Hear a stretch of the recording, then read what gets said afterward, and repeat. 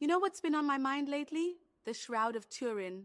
It's this mysterious cloth that supposedly bears the image of Jesus Christ. Oh, yeah, I've heard about that.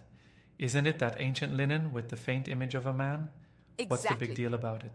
Well, it's fascinating because the image shows a man with wounds that match the crucifixion, like nail marks on the wrists and feet. And some Hmm. people believe it's the actual burial cloth of Jesus. But didn't they do carbon dating that proved it's from the Middle Ages? Yeah, in 1988, tests dated it between 1260 and Right. 1390 CE.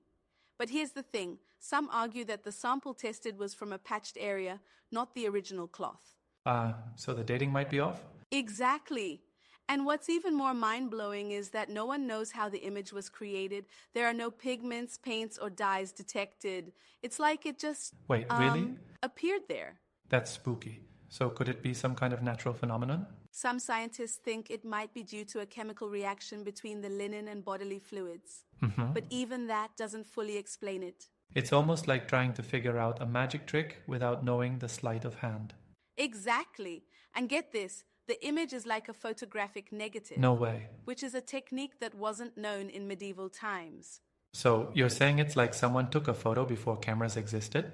Pretty much. And the Stirp investigation in 1978 confirmed that the image isn't formed by any known Wow. artistic method. They couldn't replicate it. That's crazy. But couldn't it still be a very elaborate forgery?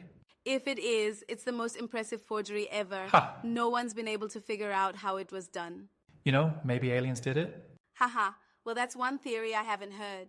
But seriously, what's the scientific community's take on it now?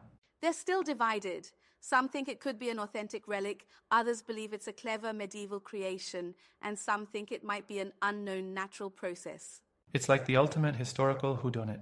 Totally. And what's really intriguing is that certain details, like the placement of the nail wounds in the wrist instead of the palms, align with what we now know about Roman crucifixion methods. But in medieval art, Right. they usually depicted nails through the palms. So whoever made it either had advanced knowledge or got really lucky with the details. Exactly. And the bloodstains are human blood type AB, so it's not just a Interesting. painting. But if it's real, why hasn't anyone found other relics like it? Good question. Maybe it's one of a kind, or other relics didn't survive. Or maybe it's the only one with this specific mystery.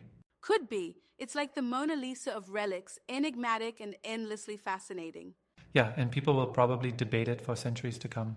I wouldn't be surprised. The shroud seems to defy explanation. So where does that leave us? Is it a matter of faith over science? Perhaps. I mean, at the intersection of science and spirituality, there are bound to be mysteries we can't fully explain. Yeah, true. Maybe we should just appreciate it for the mystery it is. Agreed. It's like a reminder that there's still so much out there that we don't understand. And that's kind of exciting, isn't it? Definitely. Keeps life interesting. So, any plans to visit Turin and see the shroud yourself? You know, it's on my bucket list. It would be incredible to see it in person. Yeah. Well, if you go, count me in. Will do. Maybe we'll uncover some clues ourselves. Haha, becoming modern day detectives. Exactly.